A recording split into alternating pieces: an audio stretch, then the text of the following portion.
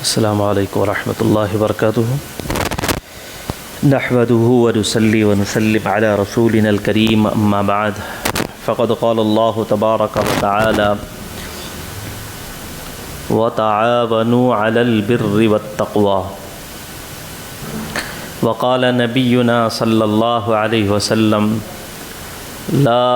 فضل لعربي على عجمي ولا لعجمي على عربي ولا لأحمر على أسود ولا لأسود على أحمر إلا بتقوى الله أو كما قال نبينا صلى الله عليه وسلم۔ بزرگان محترم، عزیزان گرامی، اس وقت میں ایک اہم ذمہ داری اور ایک اہم فریضہ وہ ایک دوسرے کا تعاون کرنا ہے۔ خواہ ہم کسی شعبے میں رہ رہے ہوں، کوئی کام ہم کر رہے ہوں، کسی تنظیم، جماعت، مسلک، پیشے سے جڑے ہوئے ہوں، کسی رنگ، نسل، علاقے سے ہمارا تعلق ہو، تو ہم اپنے ان شعبوں میں رہتے ہوئے دین کے ہر کام کے لیے، دین کے ہر شعبے کے لیے، دین کی ہر تحریک اور تنظیم کے لیے معاون بننا۔ اس وقت میں ہمارے اپنے چھوٹے چھوٹے اختلاف کی وجہ سے، نظریاتی اختلافات، افضل اور غیر افضل کا اختلاف، اہم اور غیر اہم کی تائید، مفتہ بہی اقوال کے سلسلے میں ہمارا اپنا موقف، یہ ہم کو ایک دوسرے سے علیحدہ کر رہا ہے۔ ہمارے آقا حضرت محمد صلی اللہ علیہ وسلم نے رنگ و نسل، پیشے، طبقے، علاقے، ان سب کی دیواروں کو توڑ کر سب کو ایک بنا دیا تھا۔ آپ صلی اللہ علیہ وسلم کے زمانے سے لے کر آج تک بھی بہت سارے روئے زمین پر ایسی قومیں ہیں جن کے یہاں کاسٹ، کلاس، مسلک، مذہب کا اختلاف ہے کہ یہ ہمارے کاسٹ سے، یہ ہماری برادری سے تعلق نہیں رکھتے، یہ ہمارے قبیلے سے تعلق نہیں رکھتے، یہ مرد ہیں، ہم عورتیں ہیں، ہم عورت ہیں، یہ مرد ہیں، ہم برہمن ہیں اور یہ شودر ہیں۔ اس طرح کے خیالات، ہم بڑی ذات کے ہیں، یہ چھوٹی ذات کے ہیں، وہ زمانے سے لے کر آج تک یہ چیزیں باقی ہیں۔ ہمارے پیارے آقا صلی اللہ علیہ وسلم نے جو عظیم الشان کارنامے انجام دیے تھے، ان میں یہ بھی کارنامہ تھا کہ آپ صلی اللہ علیہ وسلم نے رنگ و نسل، علاقے اور زبان اور پیشے کے اعتبار سے لوگ جو مختلف حصوں میں، گروپوں میں، جماعتوں میں بندھے ہوئے تھے، بٹے ہوئے تھے، آپ صلی اللہ علیہ وسلم نے سب بندھنوں کو توڑ کر سب کو امتاً واحدہ کہا تھا۔ الہکم الہ واحد، تمہارے پروردگار ایک ہیں۔ انا خلقناکم من ذکر و انثی، یہ تصور دیا تھا کہ تم ایک ماں باپ کے اولاد ہیں،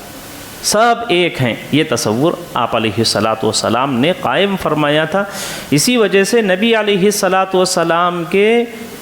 گھر میں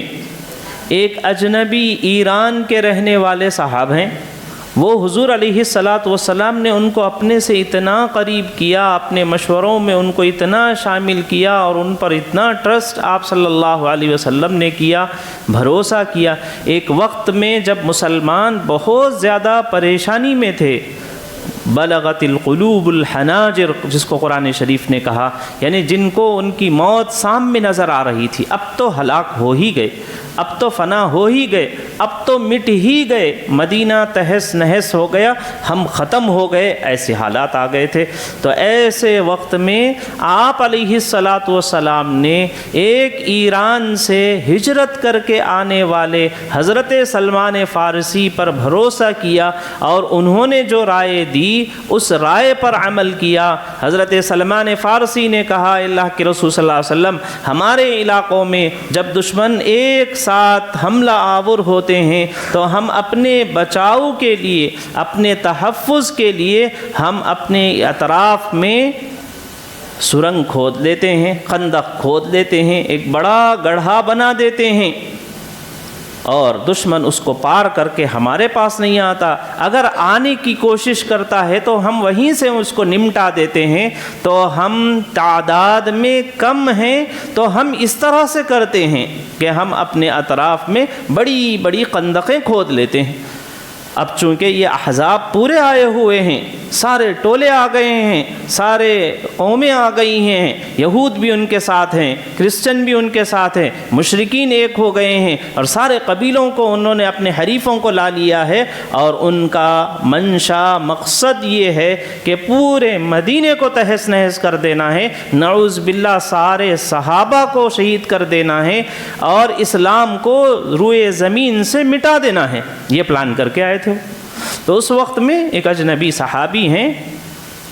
مدینے کے نہیں ہیں، اوس و خزرج کے نہیں ہیں، حضور علیہ الصلاۃ والسلام کی زبان بولنے والے نہیں ہیں، نہ ہی آپ کے قریش سے ان کا تعلق ہے، نہ آپ کے عبد المطلب سے ان کا کوئی گھرانے کا تعلق ہے، نہ نسل ملتی ہے، نہ رنگ ملتا ہے، نہ علاقہ ملتا ہے، نہ پیشہ ملتا ہے، کچھ نہیں ملتا، اجنبی ہیں۔ حضور نے ان کو اپنا بنا لیا اور ان پر اتنا آپ کا بھروسہ کہ آپ صلی اللہ علیہ وسلم اپنے مشوروں میں ان کو شریک کر رہے ہیں، اور انہوں نے ایک رائے دی، بس ان کی ایک انفرادی رائے پر حضور علیہ الصلاۃ والسلام نے فیصلہ فرمایا، اور اس فیصلے کی برکت یہ ہوئی کہ مسلمان جو یہ سمجھ رہے تھے کہ ہم تو اب گئے، مٹ گئے، ختم ہو گئے، ایسا سمجھ رہے تھے، اب یثرب باقی نہیں رہے گا، ایسا ان لوگوں کا خیال تھا، لیکن مسلمانوں کو فتح ملی اور دشمن ناکام ہو کر، رسوا ہو کر، نامراد ہو کر جب واپس چلے گئے، سارے مدینے میں خوشیوں کی لہر اور دوڑ ہونے لگی، اور سب نے سلمان فارسی کی رائے کو یہ کہا کہ ان کی رائے بہت بہترین تھی، ان کی رائے کی وجہ سے وہ ہم کو فتح ملی ہے۔ تو مہاجرین کہنے لگے مدینے میں، جو دوسری جگہ سے آئے ہوئے لوگ تھے، ان لوگوں نے کہا کہ سلمان منا من المہاجرین، سلمان تو مہاجرین میں سے ہے، اس لیے کہ وہ مکے کے رہنے والے نہیں ہیں، دوسرے علاقے کے آئے ہوئے ہیں، لہٰذا سلمان مہاجرین میں سے ہے۔ انصار کہنے لگے یہ تو مکہ سے آ کے نہیں آئے ہیں، یہ کہیں سے آ کے یہاں رہ رہے تھے، پہلے سے غلام بن کر رہ رہے تھے اور یہاں ایک کھیت میں کام کر رہے تھے، حضور اور حضور کے صحابہ آنے کے وقت میں یہ مدینے میں تھے۔ تو ہم انصار کہنے لگے کہ سلمان منا، یعنی سلمان انصار میں سے ہیں۔ حضور علیہ الصلاۃ والسلام کو معلوم ہوا تو آپ نے یہ فرمایا کہ سلمان نہ مہاجرین میں سے ہیں نہ سلمان انصار میں سے ہے، آپ نے فرمایا سلمان منا من اہل البیت، یہ فرمایا آپ نے، سلمان تو ہمارے اہل بیت میں سے، میرے گھرانے کے فرد ہیں۔ یہ نبی علیہ الصلاۃ والسلام، یہ اجنبیوں کو، یہ پردیسیوں کو، یہ غریبوں کو، یہ دور والوں کو قریب کرنا، یہ نبی علیہ الصلاۃ والسلام کا مزاج تھا۔ حبشہ سے آئے ہوئے بلال حبشی ہیں، حضرت سیدنا بلال حبشی رضی اللہ تعالیٰ عنہ، کالے بھی ہیں، غلام بھی ہیں اور اس علاقے کے بھی نہیں ہیں، لیکن حضور علیہ الصلاۃ والسلام کے ساتھ لگے ہوئے ہیں، اور حضور علیہ الصلاۃ والسلام کے آپ کے ہاتھ پر اسلام انہوں نے قبول کیا ہے۔ تو سیدنا بلال حبشی رضی اللہ تعالیٰ عنہ کو کتنا بڑا آپ صلی اللہ علیہ وسلم نے مقام دیا۔ تو میرے بھائیوں، اس وقت کی ایک اہم بہت ضرورت ہے، وہ یہ کہ آپس میں دینی کام کرنے والے، آپس میں مسلمان، ان کا ایک دوسرے سے تعاون ختم ہو گیا ہے، ایک دوسرے کی تائید ختم ہو۔ قرآن نے کہا تھا وَتَعَاوَنُوا عَلَى الْبِرِّ وَالتَّقْوَى، جو بر کے کام دیکھیں، جو تقوی کی باتیں دیکھیں، جو نیکی کا کام آپ ہوتے ہوئے دیکھیں، اس کے شریک و سہیم بننے کا نبی علیہ الصلاۃ والسلام نے مزاج پیدا کیا تھا، جو مزاج آج ختم ہوتے جا رہا ہے۔ اگر کوئی کام کر رہے ہیں تو وہ سمجھ رہے ہیں کہ ہمارا ہی کام صحیح ہے، ہم ہی حق پر ہیں، بقیہ جتنے کام ہیں وہ غیر ضروری ہیں، غیر اہم ہیں، بلکہ وہ صحیح بھی نہیں ہے، غلط ہے، ایسا سمجھ رہے ہیں۔ مساجد کا کام کرنے والے مدارس کا تعاون کرنے کے لیے تیار نہیں ہیں، مدارس کا کام کرنے والے رفاہی کام کی تائید کرنے والے نہیں ہیں، رفاہی کام کرنے والے سیاسی کام کرنے والوں کا تعاون کرنے کے لیے تیار نہیں ہیں، ان کی تائید کرنے کے لیے دو جملے بولنا نہیں چاہتے کہ ہاں یہ بھی صحیح ہے، ایسا کر رہے ہیں، یہ اچھا ہو رہا ہے، مسجد کا کام اچھا ہو رہا ہے، مدرسے کا کام اچھا ہو رہا ہے، رفاہی کام خدمت خلق کے کام اچھے ہو رہے ہیں، مجھ سے کیا ہو سکتا ہے، میں کیا جانی، اپنے کام میں لگے ہوئے رہتے ہوئے میں آپ کا کیا جانی مالی مشاورتی اعتبار سے کیا تعاون کرتا ہوں، میرا تعاون لے لیجیے آپ۔ میں مالدار ہوں تو میں مال سے تعاون کر رہا ہوں، مالدار نہیں ہوں تو میرے پاس چھٹی کا ایک دن ہے، میں اس مسجد کے لیے، میں اس مدرسے کے لیے، میں اس خانقاہ کے لیے، میں اس خدمت خلق کے لیے، میں اس سیاسی رہنمائی اور رہبری کے لیے وقف کرتا ہوں، دیتا ہوں، میرے پاس ٹائم ہے، لیجئے۔ میں ٹائم بھی نہیں دے سکتا ہوں لیکن مفید مشورے دے سکتا ہوں، گائیڈنگ کر سکتا ہوں، تو مشورے دینے کے لیے بھی لوگ تیار نہیں ہیں۔ تو میرے بھائیو، اس وقت کی بہت اہم امت مسلمہ کو اس ملک کے اندر جس چیز کی ضرورت ہے وہ باہمی تعاون کی قلت اور کمی ہے، اور سب لوگ جس کام میں لگے ہوئے ہیں وہ یہ سمجھ رہے ہیں کہ اس کام کا اخلاص اور استخلاص یہ ہے کہ اسی میں رہو۔ استخلاص اس کو نہیں کہتے، اخلاص بھی ہونا چاہیے، یعنی کام اللہ کے لیے کرنا یہ اخلاص ہے، اور کام کے ہو کے کرنا، کام کے بن کے کرنا یہ استخلاص ہے، یہ بھی ہونا چاہیے۔ لیکن اس کا یہ مطلب نہیں ہے کہ ہم ہمارے علاوہ دوسرا کام نہیں کریں۔ جو ذمہ داری مجھے دی گئی ہے اس کے علاوہ کسی بھی کام میں معاونت نہیں کروں گا، اس کو ہم استخلاص سمجھ رہے ہیں۔ ہم یہ سمجھ رہے ہیں کام میں ایک سوئی یہ ہے کہ اگر میں مسجد کا ذمہ دار ہوں تو مسجد کا ہی کروں گا، اس کے علاوہ نہیں، مدرسے کا کروں گا تو مدرسہ ہی، اس کے علاوہ نہیں، میں کسی تنظیم سے، تحریک سے جڑا ہوا ہوں تو بس اسی کا کروں گا، کسی اور کام کا تعاون نہیں کروں گا۔ یہ سمجھ لینا بہت خطرناک ہے۔ اتنے بڑے بڑے دنیا میں اجتماعات ہو رہے ہیں، لاکھوں کے لوگ جڑ رہے ہیں، توبہ کر رہے ہیں، اسلام کی طرف آ رہے ہیں، مضبوط جم رہے ہیں، دوسرے ملکوں میں اسلام میں آنے کا ذریعہ بن رہے ہیں، ان ملکوں کے اندر اسلام پر مضبوطی سے جمنے کا ذریعہ بن رہے ہیں، لاکھوں کی کروڑوں کی تعداد میں لوگ اللہ کے راستوں میں نکل رہے ہیں، ایک بڑی تحریک چل رہی ہے، لیکن کتنے لوگ ہیں اس کا تعاون کرتے ہیں؟ ٹھیک ہے، ہم چلے 4 مہینے وقت لگانے، قربانیاں دینے کے اعتبار سے نہیں کر سکتے، لیکن ہم یہ تو کر سکتے ہیں کہ اس کے اچھے ہونے کے چند باتیں ہم بول دیں، ہم مفید مشورے دے دیں، یا کچھ ان کے ساتھ بھلائی کا کام میں 2 قدم ہم ساتھ چل جائیں۔ ایسا نہیں ہو رہا ہے میرے بھائیو۔ یہ اس وجہ سے ہوتا ہے کہ آدمی دوسرے کے کام کا اس کے دل میں جب استخفاف ہوتا ہے تو یہ کیفیت پیدا ہوتی ہے، کسی کو حقیر سمجھنا، کسی کے کام کو حقیر سمجھنا، کسی کو ذلیل سمجھنا، کسی کو چھوٹا سمجھنا، کسی کو ناحق سمجھنا، کسی کو باطل سمجھنا، کسی کو بھٹکا ہوا سمجھنا، یہ استخفاف پیدا کر دیتی ہے۔ یہ چیز آج مسلمانوں میں یہی چیز پیدا ہو گئی کہ وہ اپنے کام کے سلسلے میں سمجھتے ہیں کہ یہی 100% صحیح ہے، بقیہ جتنے ہیں اس کے سلسلے میں ان کو حقیر سمجھنا، کم تر سمجھنا۔ حالانکہ نبی علیہ الصلاۃ والسلام نے کسی کام کو، دینی کام کو حقیر سمجھنے یا کسی بھی شخص کو حقیر سمجھنے سے منع فرمایا۔ حضرت عائشہ رضی اللہ عنہا ایک مرتبہ حضرت اسامہ بن زید رضی اللہ تعالیٰ عنہ، حضرت زید کے بیٹے ہیں، حضرت زید خود غلام ہیں اور ان کے بیٹے یہ غلام ہیں، ایک مرتبہ کھیلتے، چھوٹے سے بچے تھے، کھیلتے ہوئے گھر میں بھاگ کے آ رہے تھے، آتے ہوئے دہلیز سے ان کا پیر ٹکرایا اور وہ گرے، جس کی وجہ سے ان کے سر پر چوٹ لگی اور خون بہنے لگا۔ تو ایک غلام ہیں، نوکر ہیں، اور وہ رنگ کے کالے ہیں اور ان کے چہرے پر چیچک آ گئی تھی، اس وقت میں بیماری آ گئی تھی، تو چیچک کے داغ نکلے ہوئے ہیں، غلام ہیں، کالے کلوٹے ہیں، چیچک کے داغ نکلے ہوئے ہیں، ایسے میں کھیلتے ہوئے بچہ گر گیا ہے، سر پھوٹ گیا ہے، تو حضور علیہ الصلاۃ والسلام نے دیکھا تو حضرت عائشہ رضی اللہ عنہا سے فرمایا کہ عائشہ جا کے ان کو ذرا سا نہلا دو، دھلا دو، صاف کر دو۔ تو انہوں نے حقارت محسوس کی کہ بھئی یہ غلام ہے، اس کے ساتھ اتنا کیوں معاملہ کرنا۔ جب آپ نے سن کر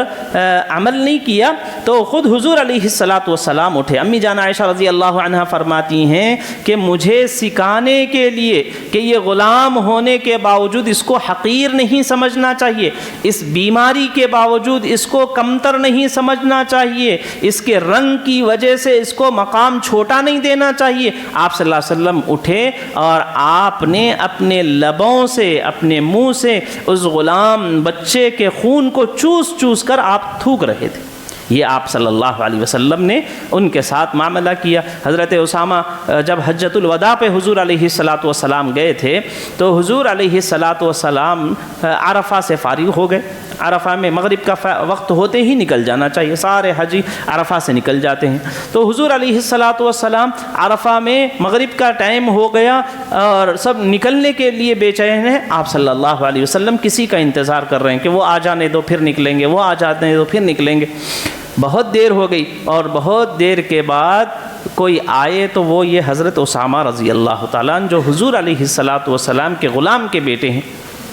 جب وہ آئے تو دوسرے بڑے بڑے صحابہ تھے، بالخصوص یمن والوں نے یہ کہا کہ اس غلام کی وجہ سے ہم سب کو ٹھہرایا گیا، اس غلام بچے کی وجہ سے اور غلام کے بیٹے کی وجہ سے ہم سب کو، اس نوکر کے وجہ سے ہم سب کو انتظار کرنا پڑا۔ اس نوکر کی اتنی حیثیت نبی علیہ الصلاۃ والسلام نے دی ہے۔ ایسا ایک نوکر کو، ایک غلام کو چھوٹا سمجھنا، حقیر سمجھنا، ذلیل سمجھنا، یہ ہوا تو بعض مورخین نے لکھا ہے کہ حضور علیہ الصلاۃ والسلام کے بعد یمن والے جو مرتد ہوئے ہیں اس کی ایک وجہ یہ تھی کہ انہوں نے دوسروں کو حقیر سمجھا تھا۔ کسی کو حقیر سمجھنا، کسی جماعت کو، کسی جماعت کے کام کو، کسی تحریک کو، کسی تحریک کی محنتوں کو حقیر و ذلیل سمجھنا، یہ محرومی کا سبب ہوتی ہے، ایمان کے سلب ہونے کا ذریعہ بن جاتی ہے۔ اس وجہ سے ہمیں چاہیے کہ ہم جہاں تک ہو سکے ہر دینی کام کے لیے جو ہم سے ہو سکتا ہے وہ ہیلپ کرنا، جو ہاتھ سے کر سکتے ہیں، زبان سے کرتے ہیں، بول کے کر سکتے ہیں، 2 قدم چل کے کر سکتے ہیں، صرف گائیڈنگ اور رہنمائی کر سکتے ہیں۔ اس طرح سے ہمارا یہ مزاج ہونا چاہیے کہ ہر دینی کام کے اندر ہماری معاونت ہو، ورنہ ان کاموں کا استخفاف دل میں پیدا ہوگا، اور جب کسی کام کو حقیر سمجھیں گے تو پھر ان سے حسد شروع ہو جائے گا۔ استخفاف حسد کو پیدا کرتا ہے، آدمی پھر حسد کرنے لگا۔ حسد کا مطلب یہ ہوتا ہے کہ یہ مٹ جائے۔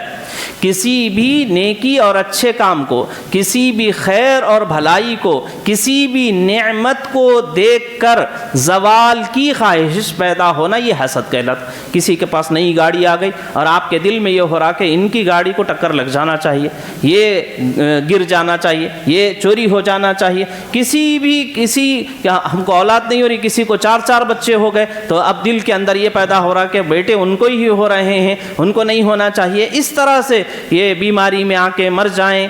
تو کسی بھی نعمت کو دیکھ کر اس نعمت کے زائل ہونے کی دل میں خواہش پیدا ہونا، یہ حسد کہلاتا ہے۔ آج ہماری تنظیموں کے درمیان میں، ہماری آج تحریکوں کے درمیان میں، آج ہماری مسجدوں کے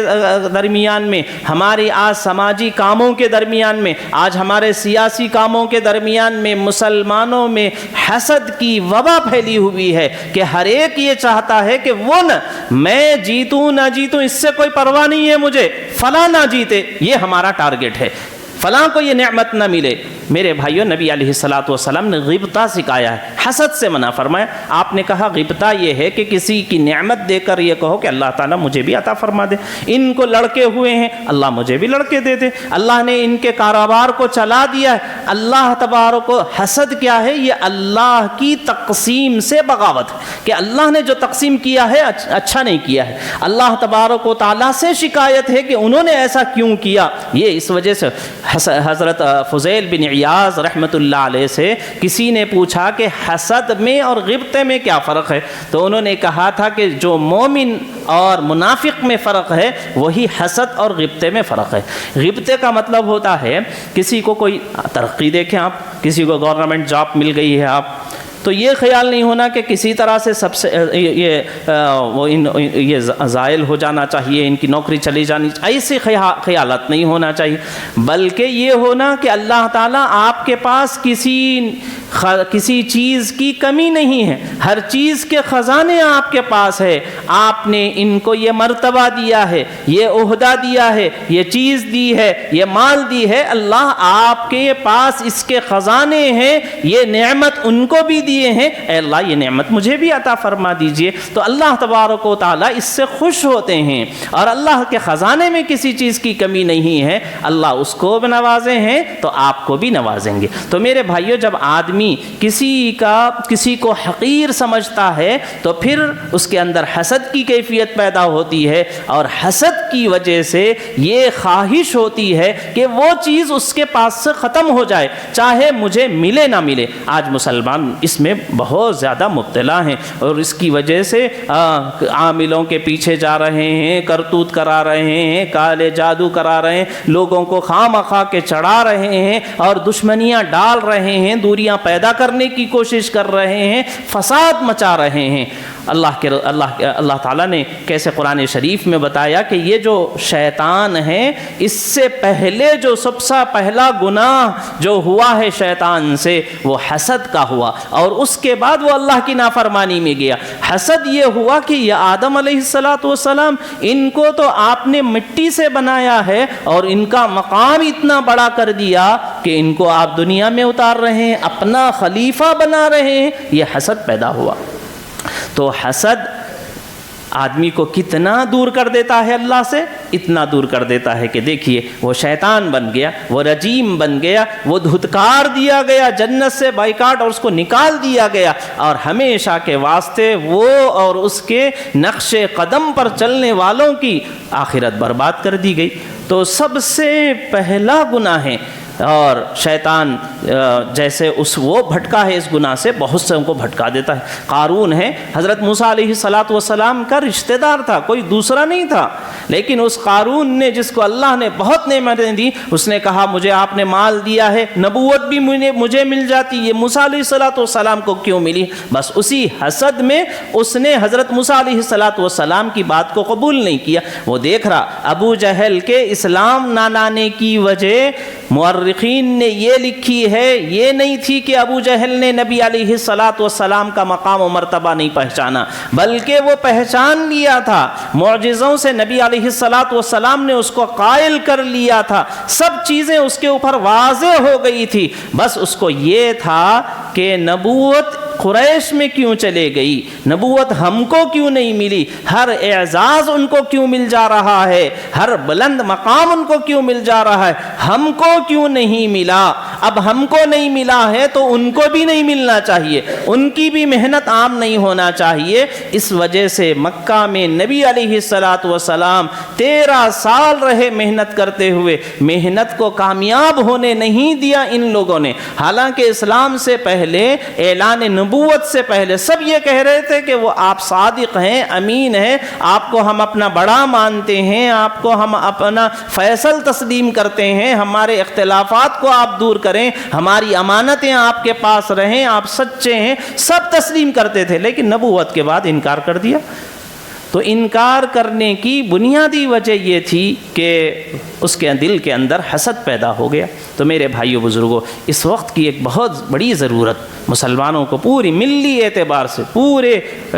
دنیا کے اور بالخصوص ہمارے ملک کے مسلمانوں کی ایک ضرورت یہ ہے کہ ہم ایک دوسرے کے معاون بننا، ایک دوسرے کی تائید، جو بھی کوئی مسلمان جہاں کہیں انفرادی طور پر، اجتماعی طور پر، جماعت کی شکل میں، تنظیم تحریک کی شکل میں کوئی اچھا کام کر رہا ہے، تعاونوا علی البر والتقوی، ہم اس کا تعاون کریں گے، یہ نہیں دیکھیں گے کہ اس کا رنگ کوسا ہے، یہ نہیں دیکھیں گے کہ یہ نسل کون سی ہے، یہ نہیں دیکھیں گے کہ اس کا قبیلہ کون سا ہے، یہ نہیں دیکھیں گے کہ اس کا مسلک کون سا ہے، یہ نہیں دیکھیں گے کہ یہ کون سی زبان اور لغت اور لینگویج بولنے والا ہے، یہ نہیں دیکھیں گے۔ اسی کو نبی علیہ الصلاۃ والسلام نے یہ طبقاتی فرق کو نبی علیہ الصلاۃ والسلام نے یہ کہہ کر کاٹا تھا، لا فضل لعربی علی عجمی، کسی عربی کو کسی عجمی پر کوئی فضیلت نہیں ہے، کسی عجمی کو عربی پر، کسی گورے کو کالے پر، کسی کالے کو گورے پر کسی طرح کی کوئی فضیلت حاصل نہیں ہے الا بتقوی اللہ، سوائے یہ کہ اگر کسی کے پاس تقوی زیادہ ہے تو وہ اللہ کے یہاں محبوب ہے، اس کا مقام جنت کے اندر عام لوگوں کے مقابلے میں بلند رہے گا۔ لیکن دنیا کے اعتبار سے نبی علیہ الصلاۃ والسلام نے سب میں مساوات پیدا کی، تو ذات پات کے فرق کو، کاسٹ کی جو دیواریں تھیں، کلاسز جو الگ الگ تھے، یہ نبی علیہ الصلاۃ والسلام نے مٹا دی تھیں اور سب کو ایک بنا دیا تھا۔ لیکن اس زمانے کا افسوسناک حال یہ ہے کہ ہم نے نئی دیواریں کھڑی کر لیں، جو دیواریں نبی علیہ الصلاۃ والسلام نے مسمار کر دی تھیں، توڑ دی تھیں، سب کو ایک بنا دیا تھا۔ روم سے آنے والے صہیب کو بھی، ایران سے آنے والے سلمان کو بھی، حبشہ سے آنے والے بلال کو بھی، اوس کو بھی، خزرج کو بھی، اور پوروں کو ایک بنا دیا تھا۔ آپ صلی اللہ علیہ وسلم نے سب طرح کی دیواریں ختم کر دی تھیں، رنگ، نسل، علاقے، زبان سب ختم کر دیا تھا۔ لیکن اب ہم نئے دیواریں ہم کھڑی کر لیے، یہ ہمارا مسلک ہے، یہ ہمارا مذہب ہے، یہ ہم اس پیر کے ماننے والے ہیں، ہم اس خانقاہ کے جڑے ہوئے ہیں، ہم ان کتابوں کو پڑھنے والے ہیں۔ اس طرح کی دیواریں ہم نے قائم کر لی ہیں اور اتنی بلند کر لی ہیں، بازو والا کیا اچھا کام کر رہا ہے اس کو دیکھنے، اس کی تائید کرنے، اس کا تعاون کرنے کے لیے بھی ہم تیار نہیں ہیں۔ میرے بھائیو، یہ ہمارا اپنا خاتمہ ہے۔ جیسے ذات پات اس ملک اس قوم کے لیے، ہندوازم کے لیے ہم سب دیکھ رہے ہیں کہ نقصان دہ ہے، اور وہ خود کوشش کر رہے ہیں کہ ان کے درمیان میں کلاس اور کاسٹ کا فرق ختم ہو جائے، کوشش کر رہے ہیں وہ لوگ۔ وہ جب کوشش کر رہے ہیں، اب ہمارا امت مسلمہ کا موقف یہ ہو گیا ہے کہ ہر شخص اپنے مسلک کی دیوار پر مضبوطی سے ڈٹا اور جمع رہے، اور توڑنے کے لیے، علیحدہ ہونے کے لیے بالکل تیار نہیں، سب ایک ہونے کے لیے تیار نہیں ہے۔ میرے بھائیو، حضور علیہ الصلاۃ والسلام کی جو محنت ہے، اس محنت پر ہم پانی پھیر رہے ہیں، ایسا نہیں ہونا چاہیے۔ آپ صلی اللہ علیہ وسلم نے سب کو ایک بنایا۔ آپ نے فرمایا کونوا عباد اللہ اخوانا، بھائی بھائی بن کر رہو، مثل دیوار کے رہو، مضبوط پلائی ہوئی شیشے کی دیوار کی طرح رہو، جسم کا ایک حصہ سمجھو۔ ہم زبان ہیں، کوئی ہاتھ ہے، کوئی پیر ہے، کوئی آنکھ ہے، کوئی اور مسلک والے، کوئی اور کام کرنے والے، ان کو سمجھو کہ وہ آنکھ ہے، کسی اور کو سمجھو کہ وہ زبان ہے، کسی کو تو سمجھو کہ وہ پیر ہیں۔ اور اگر جسم کے باڈی کے پارٹس ہمارے یہ کہنے لگے، آنکھ ہماری یہ کہنے لگے کہ میں ہی افضل ہوں، میرے علاوہ سب خراب ہیں، اگر سب کو آنکھ ہی بنیں گے تو میں تسلیم کروں گا، تو پھر نہ آدمی کھا سکتا ہے، نہ آدمی بول سکتا ہے، نہ آدمی چل سکتا ہے، نہ آدمی سن سکتا ہے، کچھ نہیں کر سکتا۔ سب کا مجموعہ انسان بنتا ہے۔ ایسے ہی سارے مسلمان، ان کی جو صلاحیتیں ہیں اور ساری تنظیمیں، تحریکیں جو کام کر رہی ہیں، ان کی شدید ضرورت ہے، خواہ وہ سیاسی کام کر رہے ہوں، خواہ وہ سماجی کام کر رہے ہوں، خواہ وہ ویلفیئر کا کام کر رہے ہوں، خواہ وہ دینی کام کر رہے ہیں، حتیٰ کہ ایک اذان دینے والا مؤذن بھی ہے۔ نبی علیہ الصلاۃ والسلام نے کیسے ان کا احترام فرمایا کہ آپ صلی اللہ علیہ وسلم، مکہ فتح ہوا ہے، بلال حبشی رضی اللہ تعالیٰ جب سے اذان مشروع اور منسوس ہوئی ہے، اس وقت سے اذان دیتے ہوئے آئے۔ جب مکہ فتح ہوا تو سب کی خواہش تھی کہ اذان کی ذمہ داری کعبے کی دیوار پر چڑھ کر اذان دینا تھا آج، تو اب سب کی خواہش ہوئی۔ حضرت عمر کہتے ہیں کہ سب سے بڑی خواہش میرے دل میں ہوئی کہ آج مجھے مؤذن بنایا جاتا۔ حضرت علی رضی اللہ تعالیٰ کی دل کی خواہش تھی کہ آج مجھے یا میرے بچے حسنین کو آج اذان کی ذمہ داری دی جاتی۔ آپ صلی اللہ علیہ وسلم نے فرمایا کہ نہیں، میرا بلال وہ ہے جس کی زبان سے توحید کے خلاف کوئی بول نہیں، وہ نکالا ہی نہیں ہے۔ بعض لوگوں نے مصلحت پسندی کے اعتبار سے بعض کلمات کفر زبان سے کہہ دیے. صرف بلال حبشی رضی اللہ تعالیٰ عنہ وہ تھے جنہوں نے احد مرنے کے لیے تیار ہو گئے, کٹنے کے لیے تیار ہو گئے, تکلیف اٹھانے کے لیے تیار ہو گئے. زبان سے کفریہ کلمہ حضرت بلال نے نہیں کہا. آپ نے ان کی اس چھوٹی سی دینی خدمت کا آپ نے اتنا احساس اور اس کی اتنی اہمیت دی. آپ نے فرمایا آج تو اذان بلال دیں گے, اور اگر ضرورت پڑے تو میرے کاندھوں پر چڑھ کے کعبے پہ, کاندھوں پر پیر رکھ کے کعبے پہ چڑھے اور اذان دے. یہ حضور علیہ الصلوۃ والسلام کا مزاج تھا کہ ایک بندہ ہے اس کے زبان سے توحید ہی نکل رہی ہے, توحید کے علاوہ نہیں نکل رہا. آپ نے قدر کیا. آج کوئی لوگ کام مدرسوں حافظ بنانے کا کام کر رہے ہیں, عالم بنانے کا کام کر رہے ہیں, لوگوں کو توبہ کرانے کے لیے جماعتوں میں لے کے نکل رہے ہیں, کوئی خانقاہوں میں ذکر اللہ کروا رہے ہیں, اور کوئی اپنے لٹریچرز کے ذریعے سے پھیلا کے دین پہنچا رہے ہیں. لیکن ایک مسلمان دوسرے مسلمان سے, ایک تحریک دوسرے تحریک, ایک تنظیم دوسری تنظیم کی تائید کرنے کے لیے نہیں, ہر ایک یہ کہہ رہے کہ ہم صحیح ہیں بقیہ سب غلط ہے. میرے بھائیوں یہ بہت نقصان دہ. تو میں امید کرتا ہوں کہ آپ اپنے آپس میں ہر دینی کام کے, نبی اللہ نے فرمایا تعاونوا علی البر والتقوی, ہر نیکی اور تقوی کے کام میں معاون بنو, تائید کرو, اس کی ہیلپ کرو, مدد کرو. بس یہی قرآن کا فلسفہ ہم لے کر چلیں گے. اللہ تعالیٰ مجھے اور آپ کو سبھی کو توفیق نصیب فرمائے. وآخر دعوانا الحمدللہ رب العالمین.